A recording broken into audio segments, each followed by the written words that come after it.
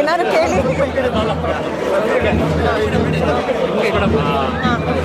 ಯಾವಾಗ ಹೇಳ್ತಾರೆ ಅಭಿಮಾನಿಗಳಿದ್ದವರು ಅಂತ ನಿಜಕ್ಕೂ ಆ ಲೈನನ್ನು ಇಟ್ಕೊಂಡು ಒಂದು ಅದ್ಭುತವಾದ ಪ್ರಯೋಗ ಪ್ರಯತ್ನ ನಿಜವಾಗಿ ಜನ ಸ್ಟಾರ್ಟಿಂಗಿಂದ ಸ್ವಲ್ಪ ಮುಕ್ಕಾಲು ಭಾಗದಲ್ಲಿ ಏನು ನಡೀತದೆ ಕೊನೆಗೊಂದು ಒಳ್ಳೆ ಕನ್ಕ್ಲೂಷನ್ ಸಿಕ್ಕಿದೆ ಅಣ್ಣವ್ರ ಮೂಲಕ. ಸೊ ಈ ಸಿನಿಮಾ ಖುಷಿ ಅದು ನಾನು ಯಾವಾಗಲೂ ಇಂಟರ್ವ್ಯೂಸಲ್ಲಿ ಸುಮ್ಮನೆ ಇಂಟರ್ವ್ಯೂಸಲ್ಲೆಲ್ಲ ಮುಂಚೆ ಹೇಳ್ತಾ ಇದ್ದೆ, ಒಂದು ಎಲಿಮೆಂಟ್ ಇದೆ, ಇದಕ್ಕೋಸ್ಕರನೇ ನಾನು ಸಿನಿಮಾ ಮಾಡಿದ್ದು ಅಂತ.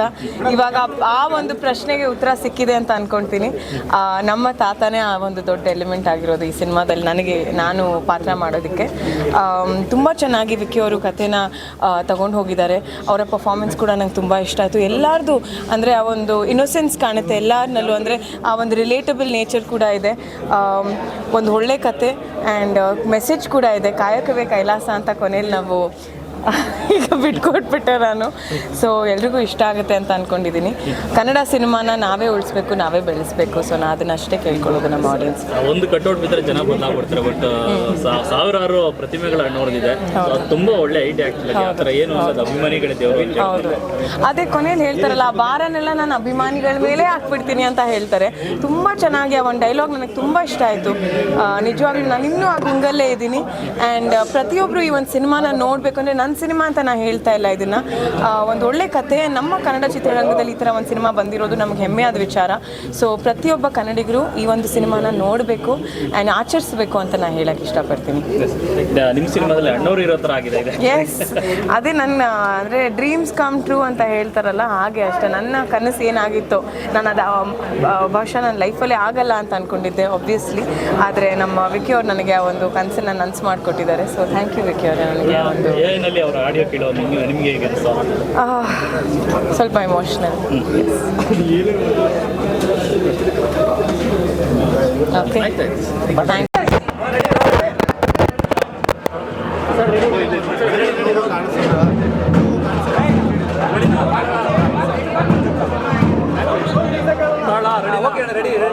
ಸರ್, ಮೊದಲಿಗೆ ಕಂಗ್ರೆಸ್ ಚೊಚ್ಚಲ ಸಿನಿಮಾ ಒಳ್ಳೆ ರಿಯಾಕ್ಟಿವ್ ರೆಸ್ಪಾನ್ಸ್ ಸಿಗ್ತಾ ಇರೋದು ಭಾಳ ಮುಖ್ಯವಾಗಿ ಹೇಳ್ಬೇಕಂದ್ರೆ ಸ್ಟಾರ್ಟಿಂಗಿಂದ ಏನಿದೆ ಕನ್ಫ್ಯೂಷನ್ ಅನಿಸುತ್ತೆ. ಲಾಸ್ಟ್ ಟೈಮಿಗೆ ತುಂಬ ಅದ್ಭುತವಾಗಿರೋದು ಒಂದು ಅಭಿಮಾನ ಯಾವ ಮಟ್ಟಿಗೆ ಇರಬೇಕು ಅಂದರೆ ಯಾವ ರೀತಿ ಇರಬೇಕು ಅಂತ ಇವತ್ತಿನ ಪರಿಸ್ಥಿತಿ ಏನೋ ಒಂದಷ್ಟು ಘಟನೆಗಳಾಗ್ತದೆ, ಎಲ್ಲರಿಗೂ ಒಂದು ಉತ್ತರ ಆಗುತ್ತಾ ಅಂತ ಇದೆ. ಹಂಗೇನಿಲ್ಲ. ಇದು ಸ್ಟೋರಿ 2016ರಲ್ಲಿ ನನಗೆ ಸತ್ಯ ಅವ್ರು ಹೇಳಿದ ಕತೆ, ಅದು ಚಿತ್ರಕಥೆ ಬರೆದು ಇವತ್ತು ರಿಲೀಸ್ ಮಾಡಿದ್ದೀವಿ. ಒಳ್ಳೆ ರೆಸ್ಪಾನ್ಸ್ ಇದೆ. ಮೊದಲನೇದಾಗಿ ಎಲ್ಲರೂ ಸ್ವಲ್ಪ ಶಾಕಿಂಗಲ್ಲಿದ್ದರು, ಏನಿದು ಈ ಥರ ಕತೆ ಅಂತ. ಹೋಗ್ತಾ ಎಲ್ಲರಿಗೂ ನೀಟಾಗಿ ಅರ್ಥ ಆಯಿತು. ಎಲ್ಲರೂ ಕ್ಲೈಮ್ಯಾಕ್ಸ್ ಬಗ್ಗೆ ಮಾತಾಡ್ತಾ ಇದ್ದಾರೆ. ಖುಷಿ ಆಗ್ತಾ ಇದೆ. ಸಿಕ್ತವ್ರು ಎಲ್ಲರೂ ಚೆನ್ನಾಗಿದೆ ಅಂತ ಹೇಳ್ತಾ ಇದ್ದಾರೆ. ಇನ್ನು ಕರ್ನಾಟಕ ಜನತೆ ನೋಡಿ ಹರಿಸ್ಬೇಕು ಅಂತ ಕೇಳ್ಕೊತಾ ಇದ್ದಾರೆ. ಸರ್, ತುಂಬ ಮುಖ್ಯವಾಗಿ ಅಭಿಮಾನಿಗಳ ದೇವರು ಅಂತ ಅದನ್ನು ಸಿನಿಮಾ ದುಡ್ಡಕ್ಕೂ ಸಾರ್ತಾ ಹೋಗುತ್ತೆ ಅದೊಂದು ಥಾಟ್ ಅಂತ. ಅದೇ ಅಭಿಮಾನಿಗಳೇ ದೇವರು ಅನ್ನೋದು ನಮ್ಮ ಕೆಲಸವನ್ನು ನಾವು ಮಾಡ್ಕೊಂಡಿರಬೇಕು. ಕಾಯಕವೇ ಕೈಲಾಸ ಅನ್ನೋದೇ ನಮ್ಮ ಸಿನಿಮಾದ ಒನ್ಲೈನು. ಅದನ್ನು ಮಾಡಿದ್ವಿ.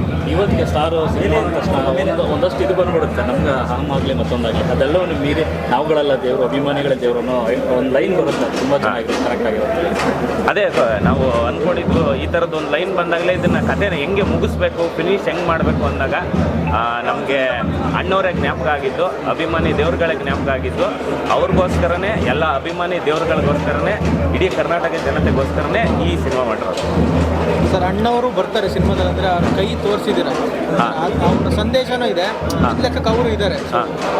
ಅದು ಪ್ಲಾನ್ ಮಾಡಿದ್ದಂದ್ರೆ ಆ ಥರ ತೋರಿಸ್ಬೇಕು. ಅಂದರೆ ಈ ಕಥೆಯಲ್ಲಿ ಆ ಕನ್ಕ್ಲೂಷನ್ ಕೊಡಬೇಕು ಅಂದರೆ ಡಾಕ್ಟರ್ ರಾಜ್ಕುಮಾರ್ ಅವರಂಥ ಮಹಾನುಭಾವರು ಸಿನಿಮಾದಲ್ಲಿ ಬರಬೇಕಾಗಿತ್ತು. ಅದಕ್ಕೆ ಅದನ್ನು ನಾವು ಕ್ರಿಯೇಟ್ ಮಾಡಿದ್ವಿ. ಅವ್ರಿಗೆ ಎಷ್ಟು ಯಾಕಂದರೆ ಅವ್ರ ಆಡಿಯೋ ಬರ್ತಾರೆ. ಆಡಿಯೋ ಬಂದು ನಾವು ಒಂದು ಅವ್ರದ್ದು ರೆಫರೆನ್ಸ್ ವಾಯ್ಸನ್ನು ಒಂದು ತೊಗೊಂಡು ಅದನ್ನು ಎಲ್ಲಿ ಕನ್ವರ್ಟ್ ಮಾಡಿದ್ದು ಸ್ವಲ್ಪ ಕೆಲಸ ಹಿಡಿದಿತ್ತು. ಬಟ್ ಅಥೆಂಟಿಕ್ಕಾಗಿ ಬಂದಿದೆ ಅಂತ ಅಂದ್ಕೊಂಡಿದ್ದೀನಿ. ಒಳ್ಳೆ ರೆಸ್ಪಾನ್ಸ್ ಇದೆ. ಎಲ್ಲರೂ ಪಾಸಿಟಿವ್ ಆಗಿ ಹೇಳ್ತಾ ಇದ್ದಾರೆ.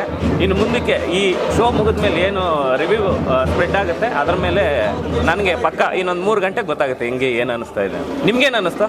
ಚೆನ್ನಾಗಿದೆಯಾ? Thank you so much. ಮನೆ ಸಿನಿಮಾ ಮಾಡೋಕ್ಕೆ ತುಂಬ ಭಯ ಆಗ್ತಾಯಿತ್ತು. ಅವರು ಏನಪ್ಪ ಯಾವ ಥರ ಏನು ನಮ್ಮ ಪ್ರೊಡಕ್ಷನ್ಗೆ ಧನ್ಯ ಮೇಡಮ್ ಇರ್ಬೋದು, ವಿಕ್ಕಿ ಸರ್ ಇರ್ಬೋದು, ಪ್ರೊಡಕ್ಷನ್ ಸಿನಿಮಾ ಮಾಡೋಕ್ಕೆ ಒಪ್ಕೊಂಡಿದ್ದೆ ನನಗೆ ದೊಡ್ಡದು. ನನಗೆ ಇವಾಗ ದೊಡ್ಡ ಮನೆ ಹಾಕೊಂಡ್ರೆ ಇವಾಗ ಪ್ರೀತಿ ಜಾಸ್ತಿ ಆಗಿದೆ. ಸಿನಿಮಾ ಚೆನ್ನಾಗಿ ಬಂದಿದೆ ಅಂದ್ಕೊಂಡಿದ್ದೀನಿ. ನೀವೆಲ್ಲರೂ ನಿಮ್ಮೆಲ್ಲ ಸಪೋರ್ಟ್ ಖಂಡಿತ ನನಗಿರಲಿ.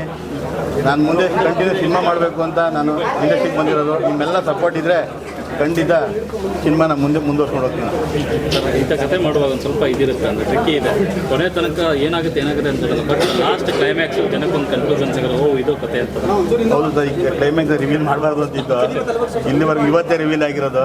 ಅದು ತುಂಬ ಖುಷಿ ಆಯ್ತು ನನಗೆ. ರಾಜ್ಕುಮಾರ್ ಸರ್ ನಮ್ಮ ಪ್ರೊಡಕ್ಷನ್ ಮಾಡಿದವರಿಂದ ನನಗೆ ತುಂಬ ಹೆಮ್ಮೆ ಆಯಿತು. ನಾವೆಲ್ಲ ಚಿಕ್ಕ ಅವ್ರ ಅಭಿಮಾನಿಗಳು. ನಾವು ರಾಜ್ಕುಮಾರ್ ಸರ್ ನೋಡೋಕ್ಕೆ ಆಗಿರಲಿಲ್ಲ.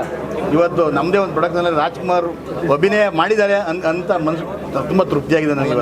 ಸಣ್ಣವ್ರಿಗೆ ಸಿನಿಮಾ ಮಾಡಿದೆ ಸ್ಟಾರ್ಟಿಂಗಿಂದ ಎಂಟು ತನಕ ಅದೇ ನಾನು ದೊಡ್ಡ ಮನೆ ಸಿನಿಮಾ ಮಾಡೋಕ್ಕೇ ಭಯ ಇದ್ದಿತ್ತು.